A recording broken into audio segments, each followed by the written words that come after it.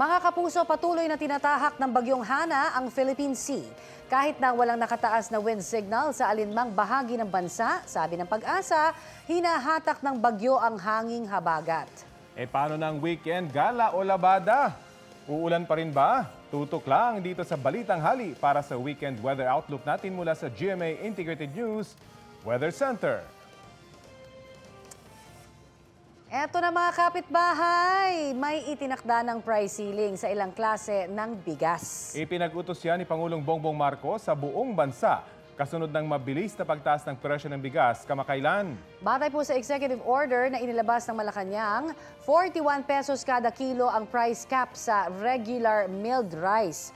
45 pesos naman para sa well-milled rice. Sa latest monitoring ng Department of Agriculture, naglalaro sa 42 hanggang 55 pesos ang kada kilo ng regular milled rice sa ilang pamilihan sa Metro Manila. Nasa 47 hanggang 56 pesos naman para sa well-milled rice. Sa panayam ng Super Radio DZBB, sinabi ng grupong Sinag na tama lang ang itinakdang price cap ng Pangulo at hindi malulugi dyan ang mga trader at retailer.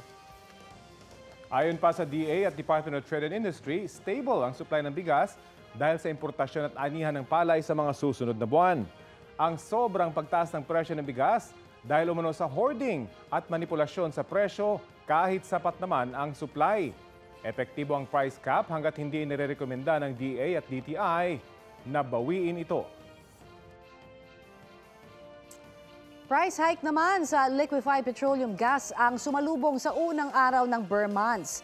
Para sa panlutong LPG, 6 pesos and 65 centavos ang taas presyo sa kada kilo, katumbas ng mahigit 73 pesos sa 11 kilogram na tangke.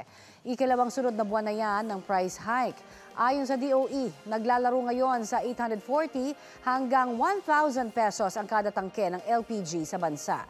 Sa Auto LPG naman, may dagdag singil na 3 pesos and 70 centavos ang kada litro.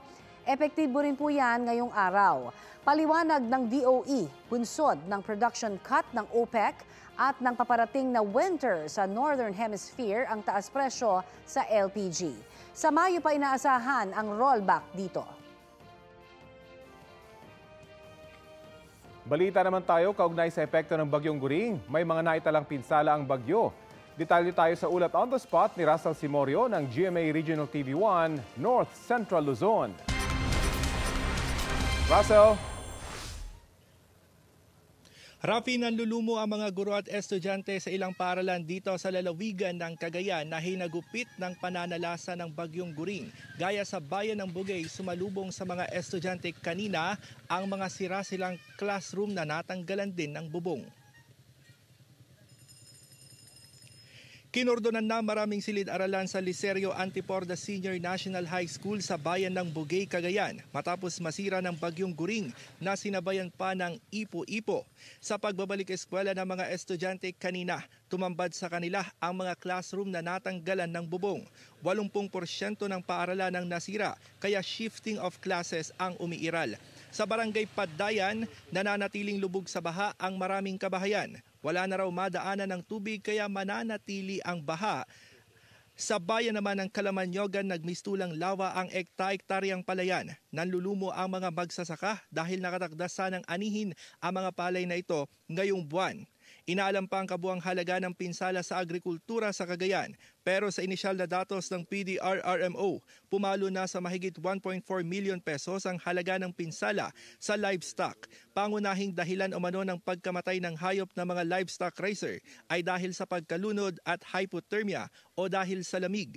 Samantala, na-wash out din ang ilang bahagi ng dalawang tulay sa bayan ng Gataran at bayan ng Santo Niño dahil sa malakas na ragasan ng tubig.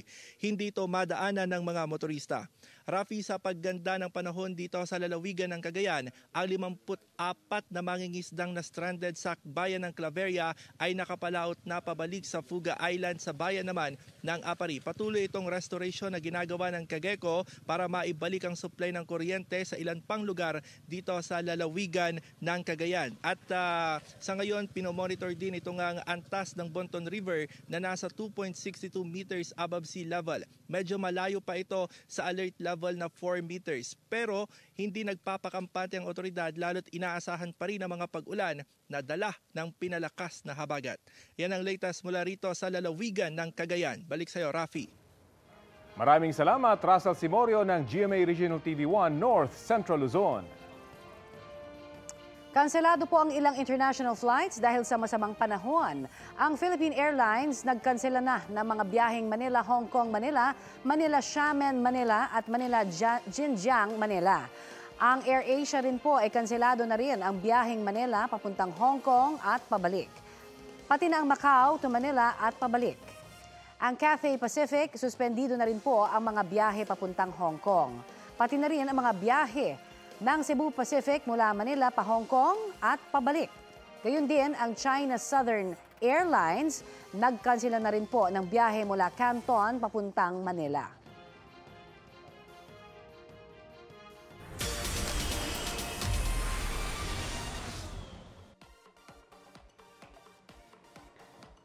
Hello! TGIF na nga, simula pa ng bare months. Una sa Star Bites ko, kapag Paskong Pinoy, JMC o Jose Marichan is waving. Una sa listahan ni JMC ang mangaroling sa unang hirit. Feeling nostalgic ang ilang viewers dahil muli niyang inawit ang iconic na kanta na Christmas in Our Hearts. Kwento pa ni JMC basta't September 1 ay una sa unang hirit siya unang bumibisita.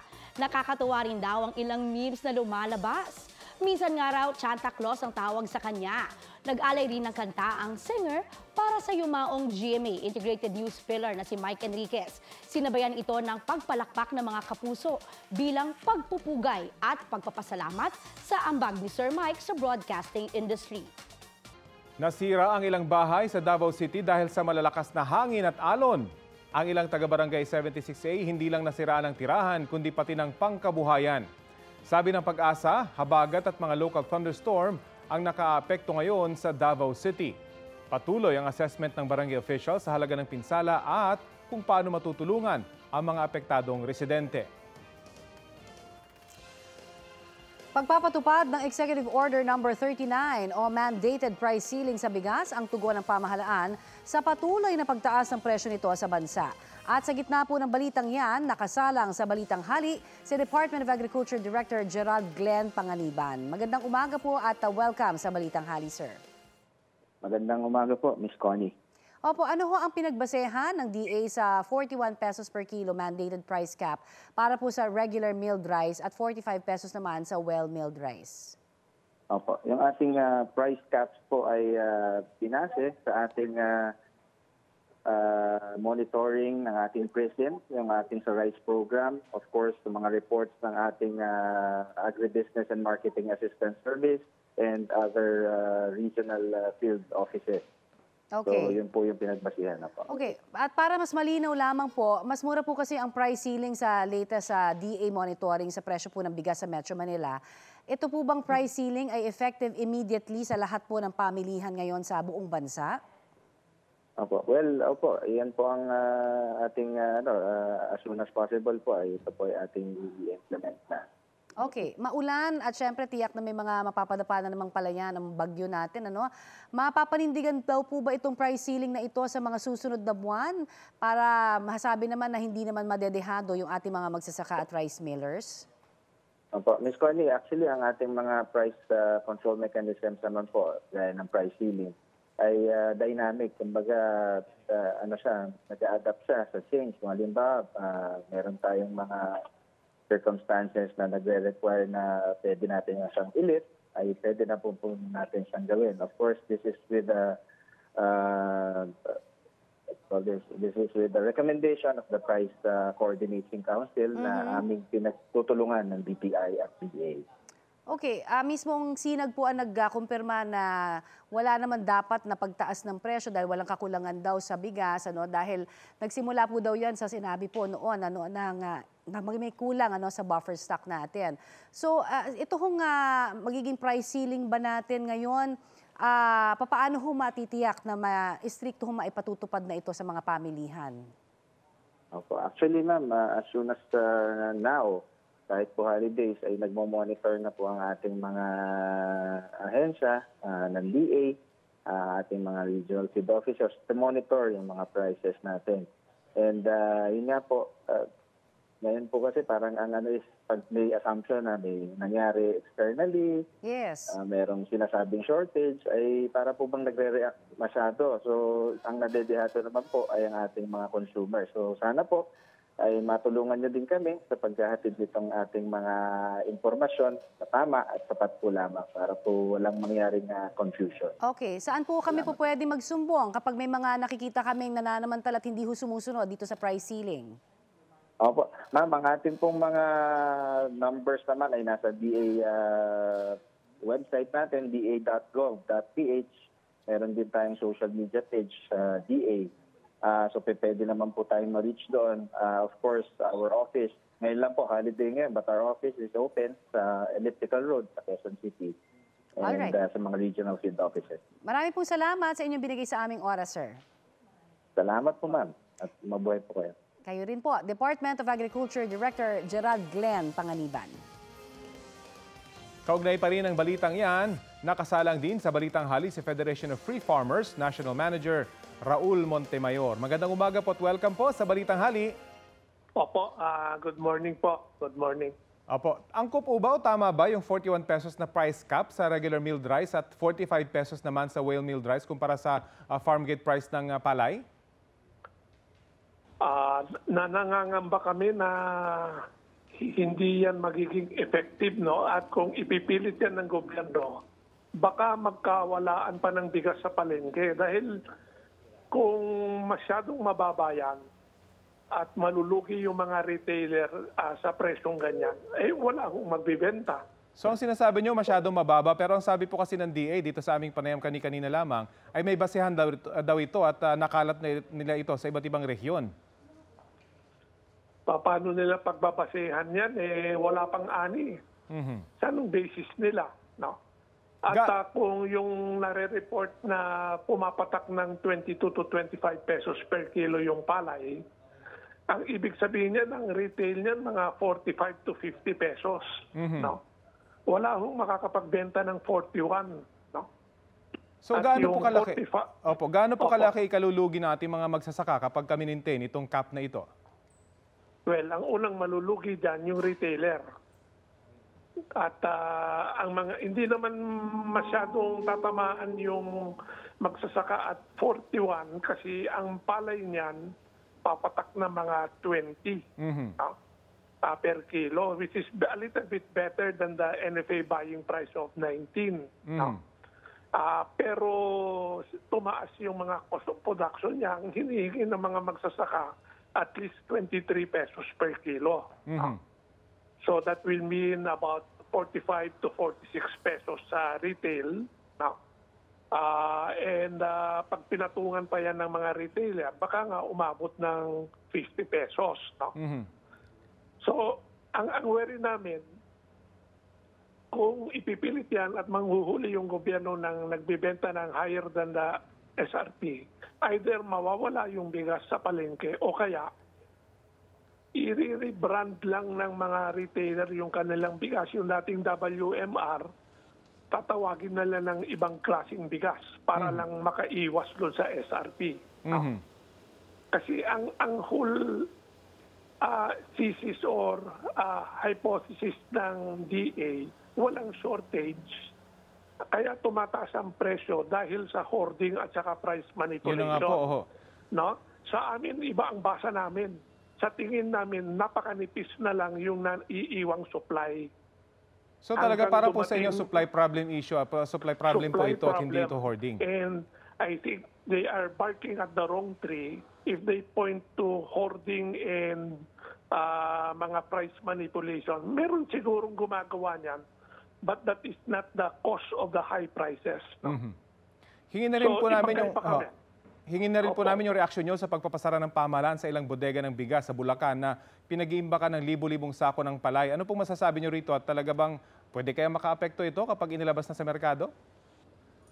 Well, ang resulta niyan, hindi tuloy makalabas yung bigas dahil pinadlock nila. No? Kung kailangan natin ilabas yan, bakit nila pinadlock, no? At ang medyo mahirap yan, although hindi po namin kinukonsinti yung hoarding, pinasok nila yung bodega, pinadlock nila on the basis of mere suspicions, no?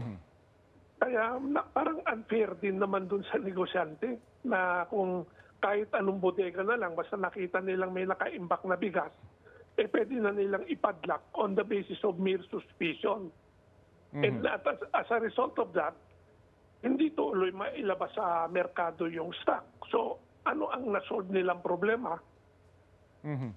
Okay. So at least may mini-maintain po ninyo supply issue ito at hindi ito hoarding. Kumbaga maliit na problema lamang yung hoarding. Kung ako yung trader, no, alam kong parating na yung harvest ng mga palagitnaan ng September. By this time, naglalabas na ako ng stock. Ayaw kong abutan ako ng ani. Manulugi ako. No? Okay. So, I think it's a minimal, not the main problem. No? Okay. Salamat po sa inyong oras na binahagi po sa Balitang Hali. Okay, thank you. Thank you. Federation of Free Farmers National Manager Raul Montemayor. Simula na po ngayong araw ang 2 buwang dry run ng contactless o cashless toll collection sa mga piling toll plaza. Ayon sa Toll Regulatory Board, ipinatupad na nito sa ilang toll plaza ng NAIA Expressway, South Metro Manila Skyway Stage 1 and 2, Metro Manila Skyway Stage 3, SLEX, Star Tollway, T-Plex at sa buong Muntinlupa Cavite Expressway. Para po yan sa mga auto-sweep subscriber. Para naman sa Easy Trip subscribers, epektibo na ito sa ilang toll plaza ng NLEX, SCTEX, Calax at sa Manila Cavite Toll Expressway, C5 South Link. Paalala po ng TRB, ang mga daraan sa mga nasabing toll plaza na walang RFID ay patatabihin para pagbayarin ng cash at hikayatin na magpakabit na po kayo ng RFID.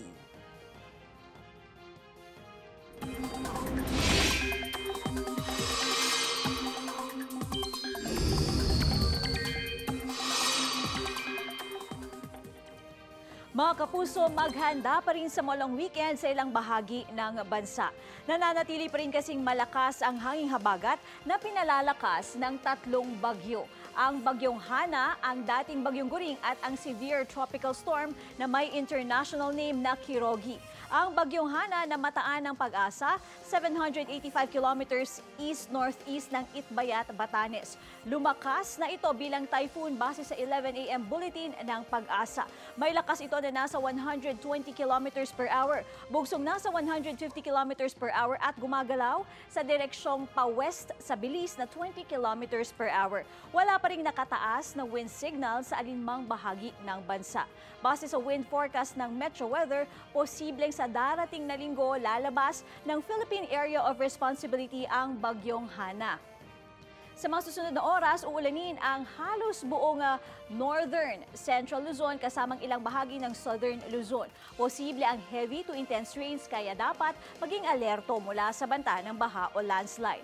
Base sa rainfall forecast ng Metro Weather, asahan din ang ulan sa ilang panig ng Visayas at Mindanao. Magpapatuloy ang pag-uulan sa malaking bahagi ng Luzon at ilang panig ng Western Visayas ngayong weekend. Pagsapit ng hapon, posible pa rin ang ulan sa iba pang bahagi ng bansa. Uulanin din muli tayo rito sa Metro Manila ngayong araw. Magiging maulan pa rin sa NCR sa darating na weekend. Mga kapuso, nagpapakawala ngayon ng tubig ang Ipo Reservoir. Ayon sa Pag-asa, nakabukas ang isang gate. Sa kasalukuyan, nasa 100.92 meters ang water level ng Ipo. Mas mataas kumpara sa record kahapon na 100.76 meters. Tumaas din ang antas ng tubig sa Angat, Lamesa, Ambuklaw, Binga, Pantabangan at Magat Reservoir. Bumaba naman ang water level sa San Roque at Caliraya Reservoir. Ako po si Katrina Son. Iyan ang latest mula sa GMA Integrated News Weather Center. Maasahan, anuman ang panahon. Kapag sinabing aurora, baler agad ang naiisip ng iba. Pero alam niyo hubang may iba pang adventure na pwedeng gawin sa Dingalan? Narito ang patikim ng biyahe ni Drew.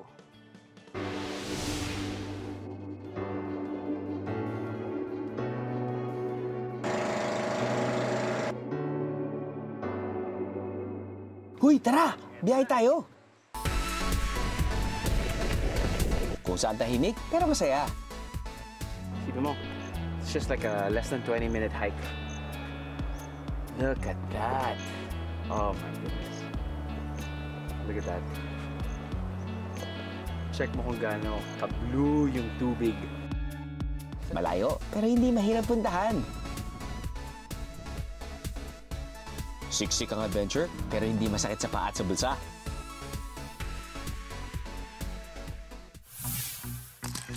Para mas ma-enjoy ang biyahe, dapat may kasama. Para sumubo ang mayayaman. Dapat maliit lang yung pagbuka ng bibig. Kasi hindi mo kaya. Buti na lang, artista. Ano, sama kayo sa biyahe ko? Wait lang! Sama ako! Oh, Norm! Atin, sulitin natin ang oras dito sa Dinggalang Aurora. Nagmistulang lawa ang palayan na yan sa Nasugbu, Batangas dahil sa pagbaha. Malayo man sa mga bagyong Guring at Hana, ramdam ang epekto ng masamang panahon doon dahil po sa hanging habagat. 100 ektarya ng palayan at maisan doon ang nalubog sa baha. Ayon sa Batangas PDRRMO, nasa 7 milyong pisong halaga ng pinsala ang naitala. Sa evacuation center, nagpalipas ng magdamag ang ilang binahang residente ng Barangay Bagong Silangan sa Quezon City. Yung iba naman, abala sa paglilinis ng kanilang mga bahay na nabalot ng putik. Balitang hatid ni James Agustin. Buong magdamag abala sa paglilinis si Annalyn sa putik na iniwan ng pagbaha sa kanilang bahay sa Tagumpay Extension sa Barangay Bagong Silangan, Quezon City. Ang kanyang mga anak nasa evacuation center. Mabilis daw kasing tumaas ang tubig kahapon. Mataas po dito sa loob hanggang liig. Ngayon pagdating po sa labas is lagpas tao po. Sobra po kasi nagbabangka na po kami. Ngayon hindi po kami lumikas mag-asawa kasi binabantayan po namin yung mga gamit namin. Nalubog sa bahang mga gamit nila sa unang padapat. Kinilangan ding itali sa hagdan ng mga kama, LPG tank, maging drum ng tubig para hindi anurin ng baha. Hindi katulad nung dati na hindi namin tinatali. Lahat po ng gamit sa baba, inaanod po sa labas, hindi na po makikita. Inaagos na po ng baha. Magatulong din ang mag-asawang Roger at Irene sa paglilinis. Lumikas daw sa evacuation center ang kanilang 3 anak. Hindi lang bahay nila ang pinasok ng tubig, magyang kabuhayang sari-sari store na lubog. Mahirap po sir pagka ganyan na bumabaha kasi yung trabaho naapektuhan tapos yung hanap buhay naapektuhan din. Lalo karamihan dito nagugulay lang. Bakas pa sa mga bahay ang baha kahapon na umabot daw sa lampas tao. Magyang mga taniman ng gulay na lubog sa tubig. Pinakamalapit kasi ang Tagumpay Extension sa ilog.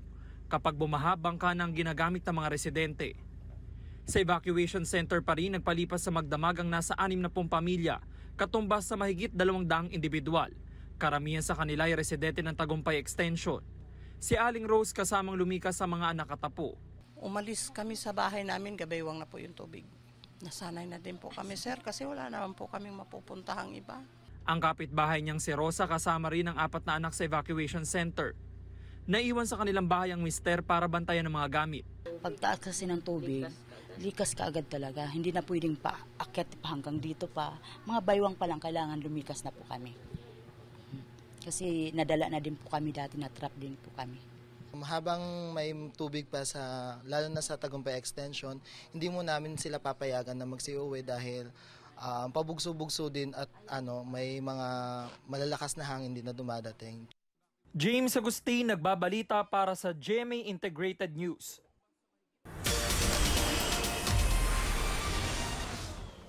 Reward daw para kay Against All Odds star Kiray Celis ang kanyang bagong sasakyan. Inspirasyon daw ito ni Kiray para mas husayan pa ang kanyang trabaho. Pag-amin ni Kiray, wala pa talaga sa plano niya ang bumili ng sasakyan.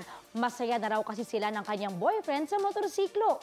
Pero nitong huli naisip niya nang bumili dahil malayo na raw ang location ng taping sa show. Kaya naman sa pagkakataong ito, inuna niya muna ang sarili o self-love. Sabi ko nga, overdue na. I think it's about time to fulfill my dreams. Isa sa mga pangarap ko talaga yun. Ito na muna, ito pa lang yung parang kaya ko siya ngayon kasi marami pa ako gusto ibigay sa family ko. Eto naman, wala raw tayo sa tatlong lola sa Kalasyaw, Pangasinan na game pa ring humataw. Sina Lola Flora, Consuelo at Belen lang naman ang nangunguna sa pa-Zumba sa kanilang barangay. Para sa Zumba Lolas, paraan daw nila ito para mas lumakas ang kanilang pangangatawan at maging young at heart. Daily exercise na, bonding pa rin daw ito ng mga magkukumare.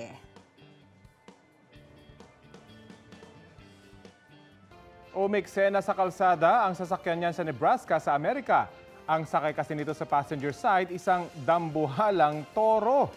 Kwento ng Nebraska Police, inabisuhan naman sila na may ibabiyaheng toro. Ang hindi raw nila inakala, ganyan kalaki yung hayop.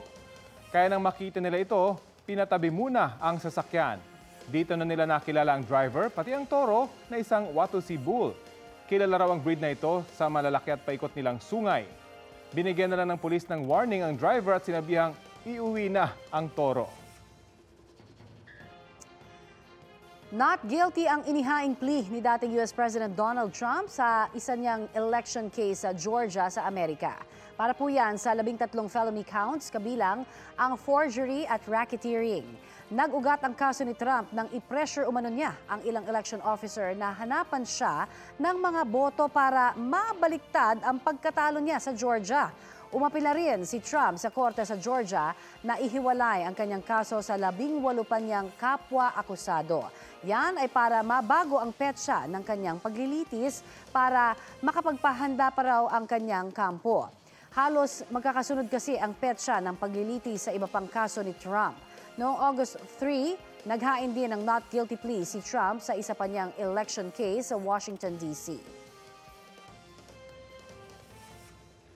Update tayo sa lalaking mangingisda na nawawala matapos anurin ng Marikina River.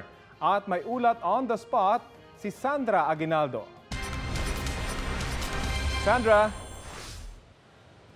Yes, Rafi, patuloy nga na hinahanap ng Marikina Rescue Team yung lalaking pinaniniwalaang nalunod sa kasagsagan ng pag-ulan kahapon at mataas na level ng tubig ng Marikina River. Kanina nga po ay nasaksihan natin yung pag-iikot ng Marikina Rescue Team para nga magalugad itong kahabaan ng Marikina River mula doon sa Barangay Tumana kung saan siya huling nakita papunta doon sa bandang floodway sa Pasig at iniikutan din ng rescue team na ito. Batay sa paunang report, mangingisda sana ang lalaki na nasa edad 22 anyos kaya sinasabing tumalon umano siya sa ilog. Pero dahil sa lakas ng agos ay pinaniniwalaang inanod na siya at hindi na nakita mula 3:30 ng hapon kahapon. Sinusuyod po ng bangka ang gilid-gilid at iniikutan hanggang floodway nga para subukan paulit-ulit po daw yung gagawin ngayong buong maghapon hanggang hindi pa nakikita ang lalaki na ito. Sa ngayon, Rafi, dito sa aking gawing likuran, kung inyo nakikita, ay below 15 meters na po ang Marikina River. Wala nang alert level, ayon nga kay Mr. Dave David, ng head ng Marikina Rescue Team. Pero ang sinasabi niya ay patuloy silang nakabantay dahil gusto nila umabot talaga sa 13 meters para masabi talagang normal na yung sitwasyon dito. At ngayon, Rafi, nakikita natin medyo makulimlim bagamat tumigil na po ang pag-ulan dito sa Marikina City. Rafi? Maraming salamat, Sandra Aguinaldo.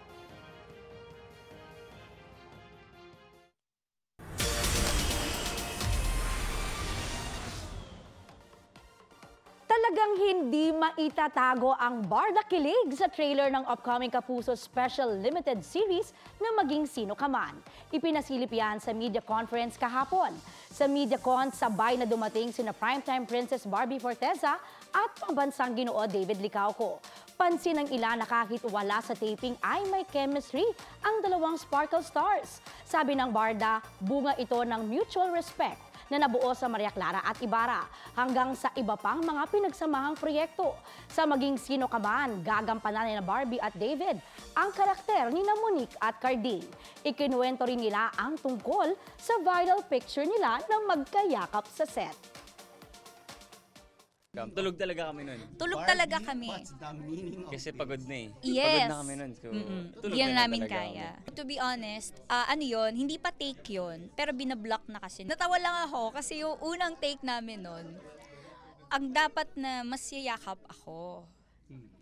Tapos nung pumitik yung AD namin, siya yung mas yumakap sa akin. Tama ba? Oh, see? Maaasahan daw ang undeniable chemistry sa baliktambala ni Clea Pineda at Rob Gomez. Muli silang bibida sa panibagong episode ng Regal Studio Presents na pinamagatang Meron Bang Tayo? Ipalalabas ito sa Kapuso Network this coming Sunday, 4:15 p.m. Very relatable daw ang storya na tungkol sa magkaibigan na pwede ring magkaibigan. Outside of work, favorite me time daw ni Clea ang mag-road trip sakay ng kanyang big bike. Si Rob naman focus daw sa paghahanda para sa pagbabalik ng taping nila sa top-rating afternoon prime series na Magandang Dilag. Sa chikahang love life naman, masaya kaya ang puso ng dalawang stars? Hindi po. Hindi. Pero oo, I'm happy for work. Masayang masaya.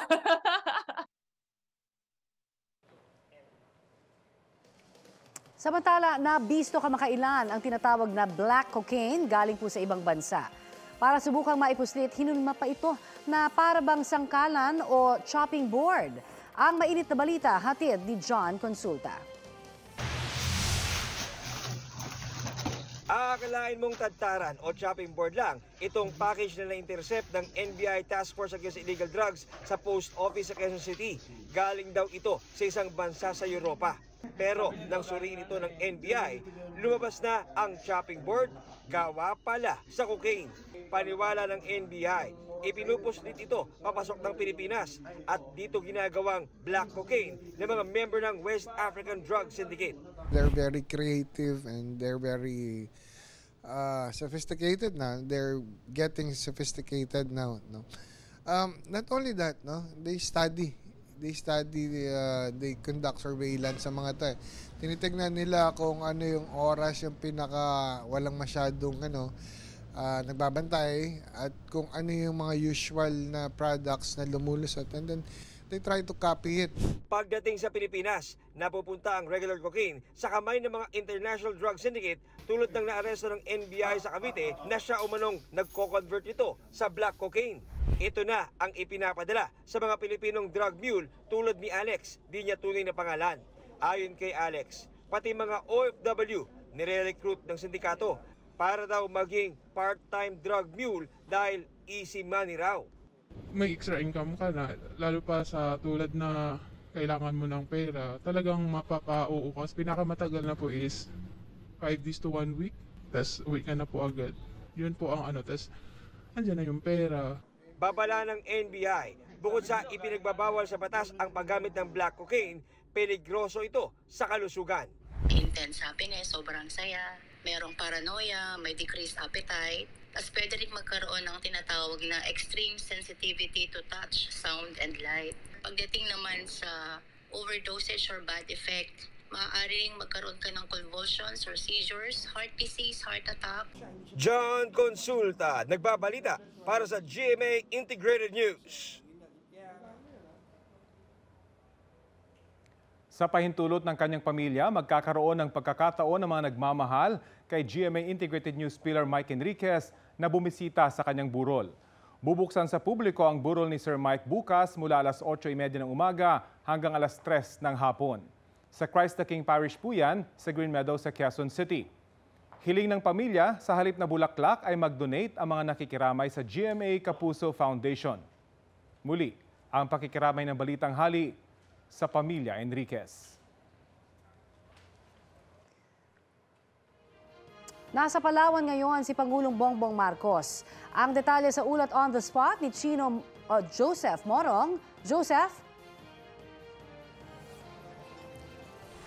Yes, Connie, patuloy raw na ididepensa ng Pilipinas ang soberanya nito sa halap ng mga nagbabagong estratehiya ng ilang mga bansang nakapaligid sa atin. Ito ang sinabi ni Pangulong Bongbong Marcos sa harap ng anunsyo ng China na sakop na ng ngayon 10-dash line ang ilang teritoryo sa South China Sea at West Philippine Sea. Ayon kay Pangulong Bongbong Marcos Jr. na nasa Palawan para sa pagdedeklara na insurgency-free na ang Palawan, nasa solid ground ang Pilipinas kung usapang teritoryo lang naman ang pag-uusapan dahil sa United Nations Convention on the Laws of the Sea o UNCLOS. Samantala, Connie, inanunsyo naman ng Pangulo ang price cap na 41 pesos hanggang 45 pesos kada kilo ng bigas sa buong bansa. Ito ay sa harap ng tumataas na presyo nito. Narito ang pahayag ni Pangulong Marcos. The real problem is in NCR. It's not so bad outside of Manila, Metro Manila. That's why maybe we will be focusing our efforts in Metro Manila. I-report ninyo sa police, i-report ninyo sa DA, dun sa lugar ninyo, i-report ninyo sa local government para matignan po namin at tiyakin na hindi lalampas doon sa ating presyo na linagay. Connie, tungkol naman sa laban sa mga rebelde o yung insurgency, malaking bahagi raw nito yung papel ng mga lokal na pamahalaan dahil nakukumbinse ng mga ito yung mga rebelde na bumalik sa pamamagitan ng pagbibigay ng mga tulong pangkabuhayan sa mga ito. Connie? Maraming salamat, Joseph Morong. Christmas season na po dito sa atin, di ba, sa Pilipinas. Kaya naman nakaka-excite ng maglagay ng Christmas decors. Kung ang ilang decoration ay inihahanda, ang iba naman may wish list na. Yes, kaya naman tinanong po namin ang ilang netizens kung ano ang kanilang early Christmas wish. Eto na, si Elizabeth Capellan, ang wish daw ay bagong TV. Nasira na raw kasi yung kanila at ang mahal, di ba, magpagawa. Sana nga magpagawa o kaya makabili siya para makapanood siya ng GTV at GMA. Simple lang naman ang hiling ni Janeth Briñas. Wish lang niyang matapos na ang kanyang OJT. At reunion naman nilang 8 magkakapatid ang wish ni Teresita Morfe. At magkakalayo raw kasi sila sa isa't isa at halos lahat sila senior citizen na. Ikaw naman, Connie, ano yung wish list mo? Ako sa wish list ko, parati naman, good health for everybody. Wow! Totoo yun world peace na rin. Thank you, kasama ako doon. O ikaw? Meron ba? Tsaka si Katrina. Si Katrina, ikaw, Katrina. Katrina and Aubrey. Alam nyo, pag medyo patita levels na daw, ang wish na lang lagi, good health. Ayun. Pero pasok na rin yung gaming console bilang mahilig ako sa mga games. So, talaga ba? Ikaw, Aubrey. Ako, ang wish ko para sa mga anak ko, kay Ambi tsaka kay Amanda, kung anong wish nila, yun na rin yung wish ko. Napaka naman. Kasi naman ako rin naman gagastos ng wish nila. Diba? Ako rin bibili. Tama. Oo nga. Ay, Kuya Rafi, hindi natin papatawarin. Siyempre, ikaw din. Ako, actually, ang wish ko is baby namin ni Marisa. Ay! Hindi lang ako, ha? Ay, nag-present Wish din namin yan. Wish At namin world yan. peace. At world peace. Kasama pa rin yung Wendy. Pero talagang kapayapaan sana Oo magkaroon. naman. Lagi-lagi. Sa lahat ng panig ng mundo. Oy, totoo Diba? naman yan. Walang, syempre, makakapag-deny, di ba? Maraming kaguluhan ngayon. Hindi lang dito sa ating bansa, all over the world. Pang beauty queen. Oo. Ang wish. Hindi naman lang, no? Pang beauty queen. Sa lahat dapat din ng wish Mukhang natin. matalinhaga, pero yun ang kailangan talaga natin. Totoo yan. Totoo. Medyo naging seryoso tayo doon, ha? Oo, basta yung game console. Game console. Sa mga gusto magbigay ng regalo, kay Kat, kay Katson, game console. Joke lang. Nasa sayo yan. Kung kaya ng budget mo. Galingan mo daw. Oo. Mga kapuso, makisali po sa aming online talakayan sa iba't ibang issue. Kung may gusto rin kayo maibalita sa inyong lugar, mag-PM sa Facebook page ng Balitang Hali. Yes, at ito ho ang Balitang Hali. Connie Season po, bahagi kami ng mas malaking misyon. Para sa mas malawak na paglilingkod sa bayan, ako si Rafi Tima mula sa GMA Integrated News. Ang News Authority ng Pilipino. Maging updated sa mga maiinit na balita, maaari pong mapanood ang Balitang Hali at iba pang award-winning newscast sa youtube.com/GMA News. I-click lamang ang subscribe button. Sa mga kapuso abroad, maaari po kaming masubaybayan sa GMA Pinoy TV at www.gmanews.tv.